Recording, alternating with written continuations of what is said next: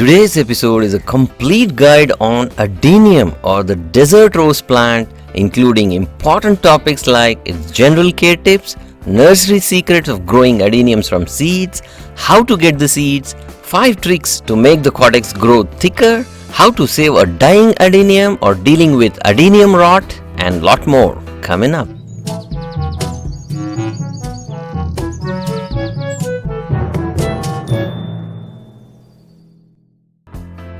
Adenium obesum, also known as desert rose, is a succulent plant with red, pink, white and many varieties of flowers.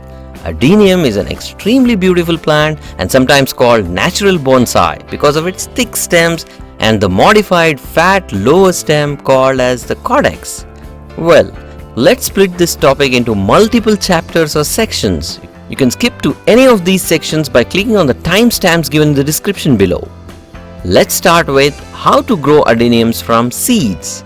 The most important criteria to grow from seeds, the seeds must be fresh and healthy or from a reliable source. The ones you get online may be old and may not germinate always. If you have one adenium and you take proper care of it, you should get good flowering and then seed pod formation soon.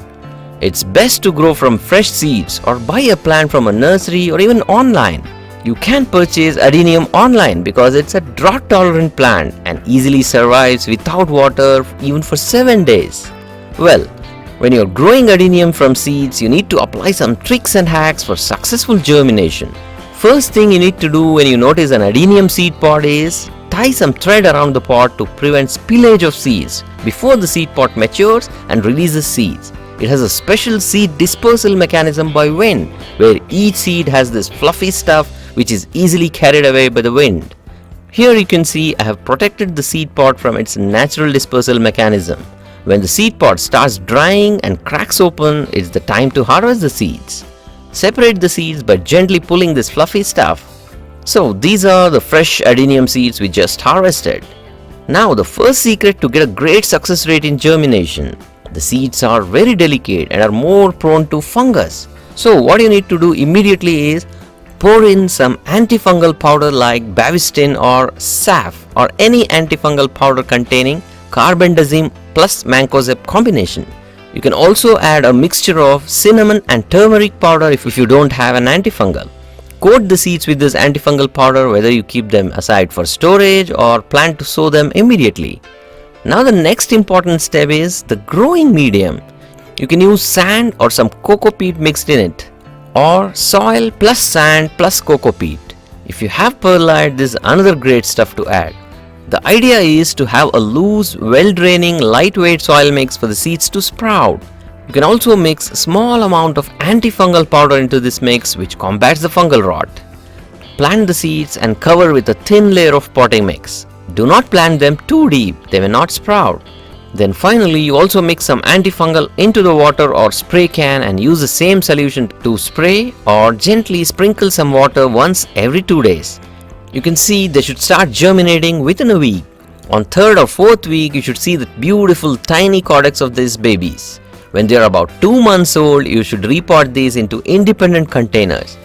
During transplant, you need to remember few important points during the process as well as the post-transplant care, like choosing clean containers, or if using old containers, you can clean them using baking soda.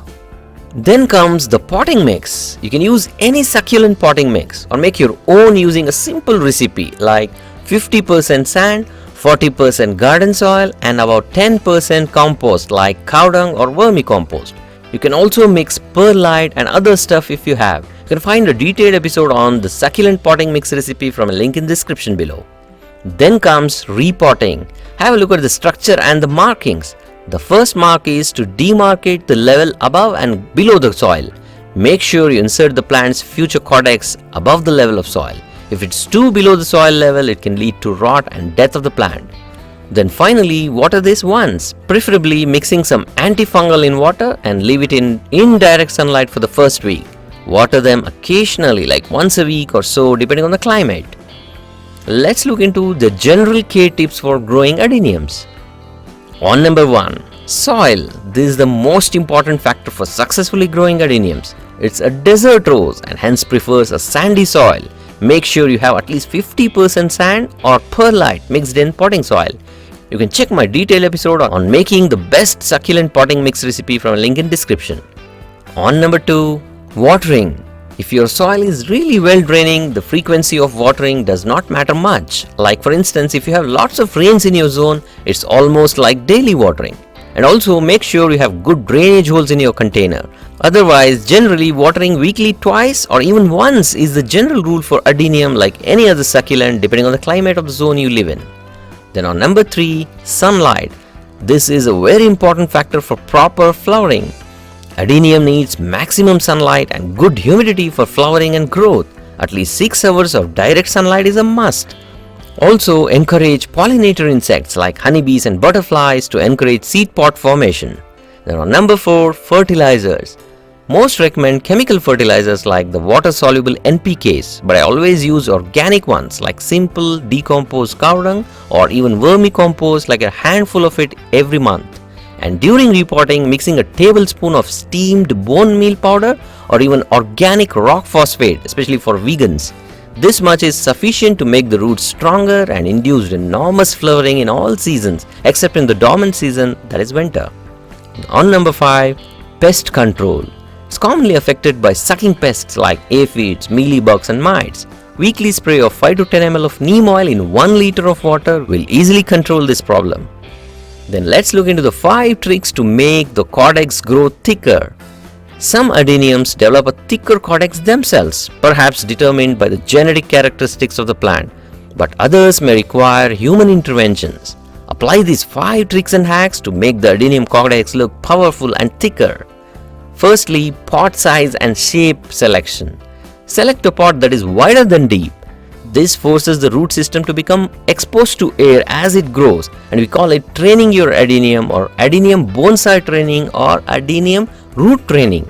Depending on the size of your plant, take a wider container, roughly about 2 to 3 inches extra space around the existing Caudex, and the depth of the pot about 4 to 6 inches should be fine. Secondly, watering trick. Only water when it's starving and very thirsty. That is, when your soil is fully dry, like using the finger dip method, like 1 or 2 inches of your finger. And whenever you water it, give it full watering. This frequency depends on the climate. Like in summer, the frequency increases, whereas in winter, this can be weekly once. Make sure the soil is well draining as discussed earlier. Then thirdly, cutting the central root, that is the taproot of the adenium. The Caudex is actually the storage organ of adenium. This is an adaptation mainly from the stem and also partly from the root. This cutting helps to make the Caudex wider and thicker, but perform this step at your own risk and very carefully because there is a risk of rot and death of the plant. Before carrying out cutting, try to wash or spray the root with hydrogen peroxide solution, about 1 teaspoon in 1 liter of water, or first wash the dirt in running water and then spray some hydrogen peroxide solution on the roots. Make sure when you perform the cutting, disinfect the cutting tool with hydrogen peroxide solution or any disinfectant. You can cut it carefully without cutting or damaging the side roots. After cutting, apply a fungicide powder like SAF. SAF is a brand name for a combination of fungicide like carbendazim and mancozeb. You can leave this in air for 2 days to form a callus wound.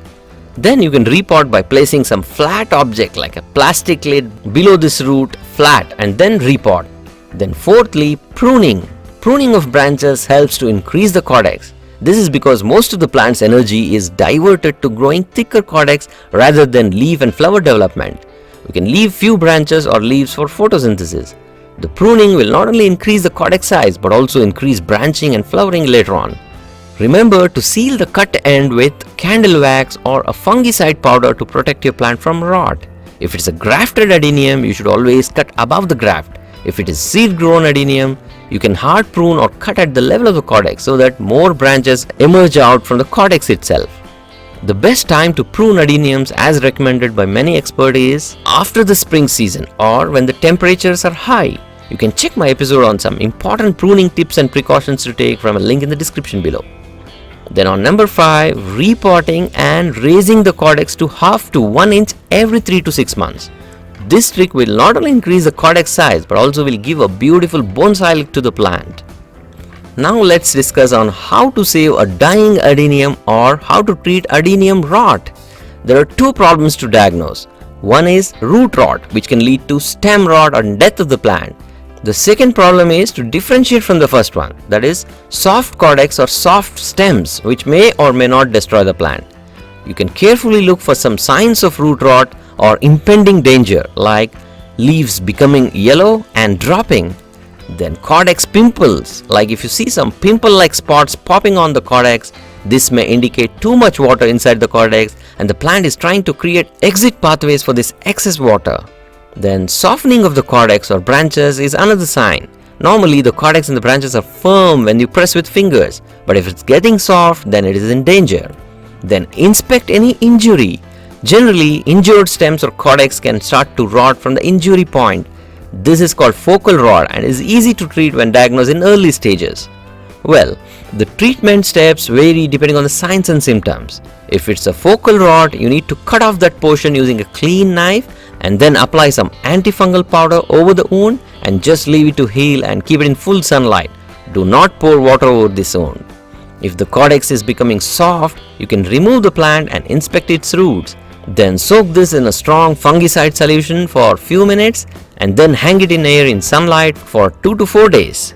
It should start shrinking and possibly start healing. If it's getting firm, then you can repot it in a fresh potting soil and then water with antifungal mixed and then leave it undisturbed for a week. So there you have it. Please like, share and comment below with your feedback. Happy gardening!